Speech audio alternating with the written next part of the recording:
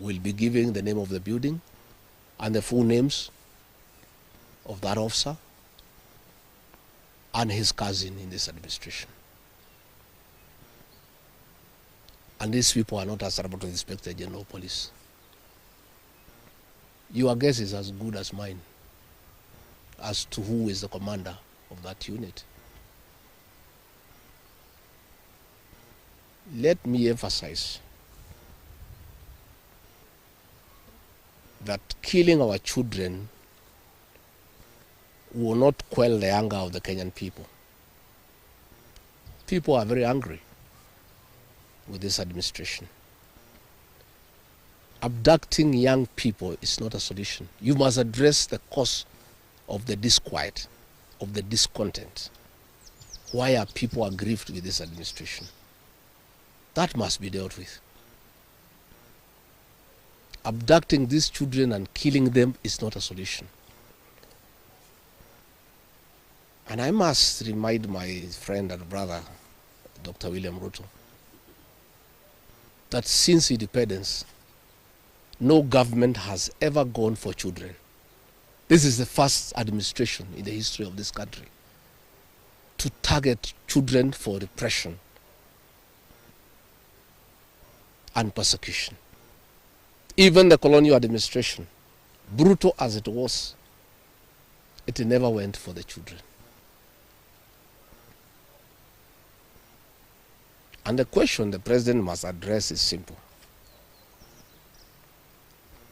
Why has everybody turned against you and the administration in only 2 years? That is what you need to interrogate instead of persecuting these children. Again, he must understand the law of nature. Nature abhors vacuum.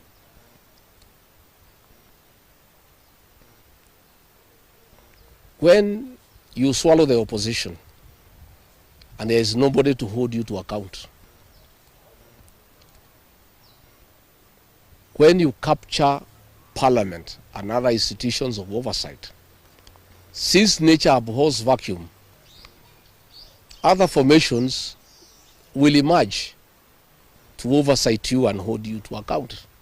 And that is how the church has come up to hold the government to account. And that is how these young Kenyans have come out to hold the government to account. In the unfortunate event that these children were to be muzzled and silenced through death and abductions and other extrajudicial methods of silencing dissent, some new formations will also come up to hold the government in check because nature abhors vacuum. So the amount of repression that is going on in the country is unparalleled, it is unprecedented, and it needs to come to an end. I have just learned we have a prayer meeting in Shamata Ward in Nyandarua tomorrow. We have a farm. The residents of that ward normally meets once in a year for prayers to close the year. We have prayers tomorrow. And the police commander there in that county is intimidating leaders to cancel those prayers, that they will not be allowed to take place, that they need a permit. I want to tell the county commander in Nyandarua that you don't need a permit to hold prayers. Again, is this repression by this administration. Even if you stop the people of Nyandarua from holding prayers, that will not change their political views of what they think about this administration. I want to say the prayers will go on. I'll be in attendance with the residents of Shamata. And if the police want to come and stop the prayers, they can go ahead.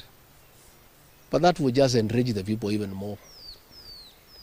And those tactics of using police to stop prayers were tried by the previous administration. And the president knows how it worked out. You just agitate people more. You make people more rebellious. There is no need for police to interfere with people's rights of expression, of association, and the freedom of worship. So I want again to ask the Inspector General of Police to tell his county commander in Nyandarua not to interfere with the rights of the people of that area to hold prayers and to congregate to pray together, because those rights are guaranteed in the Constitution. And this is not the way to deal with dissent and discontent. Let the government take time to find out why people are unhappy. Why are people so discontented with this administration? But try to stop people from meeting, from congregating will not solve any problem. It will just magnify an already bad situation. And I can tell them it will not work. It's an exercise in futility. So good people, I just wanted to make those remarks about abductions, and I can answer one or two questions if there is.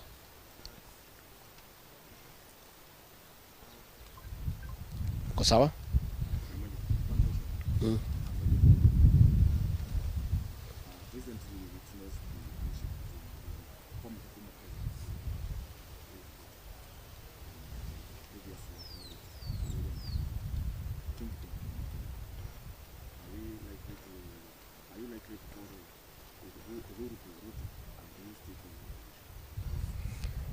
I don't know whether Uhuru is going to Ruto. I don't have such information.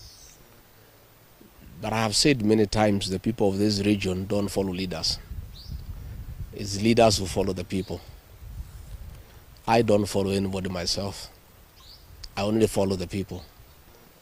I have said I have very extensive consultations with the people of this region so that we decide what is our political destiny. That consultation is ongoing. It's going on. It's very extensive. It's very thorough. And it's what I'm doing here. When you walked in, I was having some consultation, and I continue to do so. I'll never follow anybody. I'll always follow the people. Yeah.